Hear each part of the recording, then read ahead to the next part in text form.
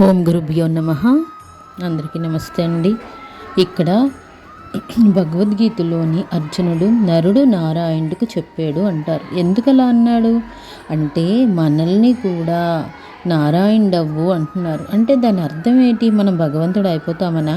కాదండి. చాలా చాలా చాలా యోగంలో చాలా డెప్త్కి వెళ్తే కానీ ఆ భగవంతుని చేరుకోలేం. కానీ చేరుకోవాలంటే సింపుల్గా మనం ఏం చేయాలి? ఇక్కడ భగవంతుడు ప్లేస్లో, అర్జునుడి ప్లేస్లో మనం కూడా ఉండి ఆయే కృష్ణ పరమాత్ముడు చెప్పాడని ఒక్క విషయాన్ని విందాం.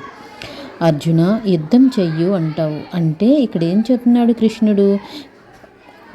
యుద్ధం చెయ్యు అని చెప్తున్నాడు. ఆ జ్ఞానం లేకపోవడాన్ని నేనే చేస్తున్నాను, నా వల్లనే మొత్తం అందరూ చంపబడుతున్నారు అని అర్జునుడు ఇక్కడ చాలా చాలా బాధపడుతున్నాడు.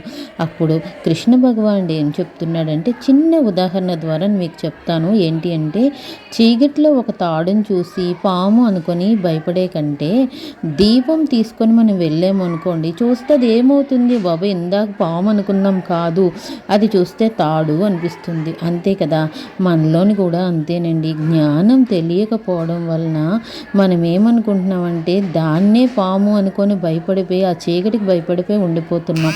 అది ఇక్కడ అజ్ఞానం అనే చీకటిని ఎప్పుడు తొలగించుకున్నామో జ్ఞానం అనే యొక్క వెలుగు వెలుగుతుంది ప్రతి మనిషిలోని అని ఇక్కడ ప్రతి నిమిషము భగవంతుడు తెలియజేస్తున్నాడు. అలాగే రెండో ఉదాహరణ ఏంటంటే వర్షం బాగా పడాలి అంటే ఏంటండి?